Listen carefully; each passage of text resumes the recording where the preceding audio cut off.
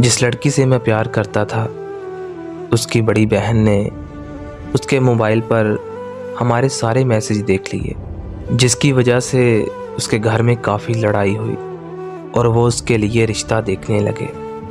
उसने मुझे बताया तो मैं भी बहुत परेशान हुआ। वो मुझे कहती है कि मुझे तुमसे मिलना है, तो मैं उसे मिलने चला गया। वो जब मुझसे मिलने आई तो मुझे कहती है मैं घर वापस नहीं जाऊंगी, मैं घर छोड़ आई हूँ। मैं बोला पागल हो, ऐसा क्यों किया, ये क्या बोल रही हो तुम। मैंने उसे बहुत समझाया लेकिन वो ना मानी, तो मैं उसे लेकर कराची चला गया।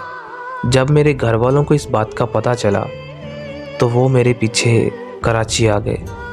वो मुझे बोलते हैं कि लड़की वापस करनी है, लेकिन वो रो रो कर मुझसे कह रही थी कि मुझे वापस नहीं जाना, प्लीज़ मुझे वापस मत भेजो, मुझे तुम्हारे साथ ही रहना है।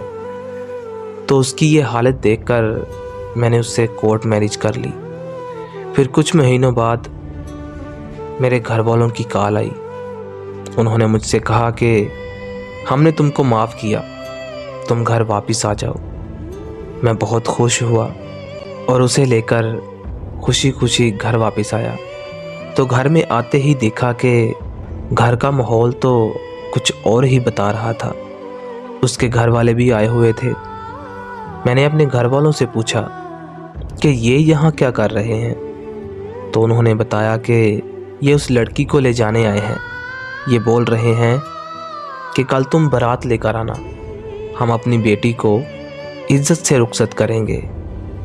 लेकिन वो जाने को राज़ी नहीं थी।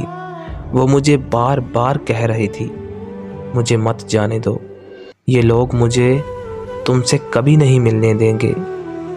वो मेरी ज़िंदगी की सबसे बड़ी गलती थी। आज पूरा 1 साल हो गया है मुझे कोर्ट के चक्कर लगाते हुए, लेकिन उसका कोई पता नहीं। आज उसकी पेशी थी कोर्ट में।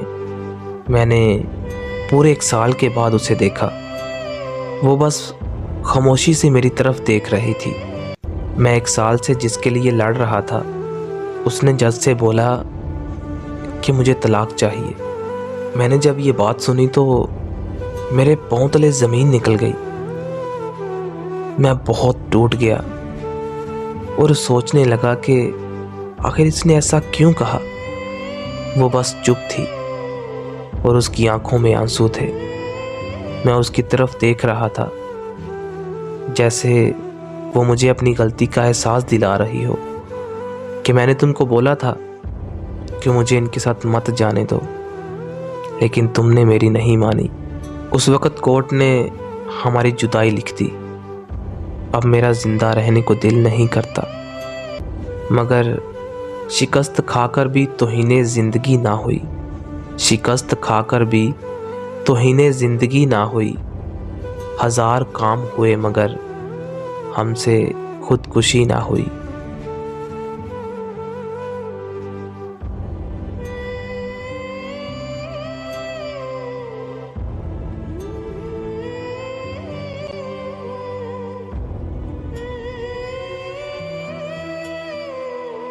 एक रात जब मैं नशे में धुत होके छोड़ जाने वाले की बेवफाई पर रो रहा था, तब मुझे एक लड़की का मैसेज आया। लिखा था कि मैं आपसे बात करना चाहती हूँ। मैंने मैसेज इग्नोर कर दिया क्योंकि मुझे रूटीन में ऐसे मैसेजेस आते रहते थे। मेरा सोशल मीडिया अकाउंट हकीकत में मबनी दर्द पर लिखी दास्तानों से भरा हुआ था, जिसकी वजह से बहुत सारे लोगों के दिलों में मेरे लिए हमदर्दी थी और वो लोग मुझे मैसेजेस करते रहते थे। पर मुझे हमदर्दी से नफरत होने की वजह से मैंने कभी किसी को रिप्लाई नहीं किया था। उस लड़की के मैसेजेस बार बार आने लगे तो मैंने मोबाइल फोन बंद कर दिया और सो गया। अगले दिन मैं शाम के 7 बजे जब नींद से उठा तो और अपना मोबाइल ऑन किया तो उस लड़की के कोई 200 मैसेजेस आए हुए थे। मुझे बहुत गुस्सा आया। मैंने उसे कॉल मिला दी। उसके कॉल अटेंड करते ही मैंने उसकी खूब इंसल्ट की और कॉल बंद करके उसे ब्लॉक कर दिया। थोड़ी देर में ही मुझे एक और रॉन्ग नंबर से कॉल आ गई। मैंने अटेंड की तो एक लड़की ने मुझे भाई बोलते हुए कहा कि मैं नूर की बहन बात कर रही हूँ। मैंने उससे पूछा कि कौन नूर? वो कहने लगी कि वही नूर जिसने सोशल मीडिया पे आपकी स्टोरी पढ़कर पिछले 7 दिनों से कुछ नहीं खाया, वही नूर जो पिछले 7 दिनों से लगातार रोई जा रही है, वही नूर जो पिछले 7 दिनों से सोई नहीं, वही नूर जिसकी कुछ देर पहले आपने इंसल्ट की है। मैंने इतना सुनते ही कॉल बंद कर दी और वो नंबर भी ब्लॉक कर दिया।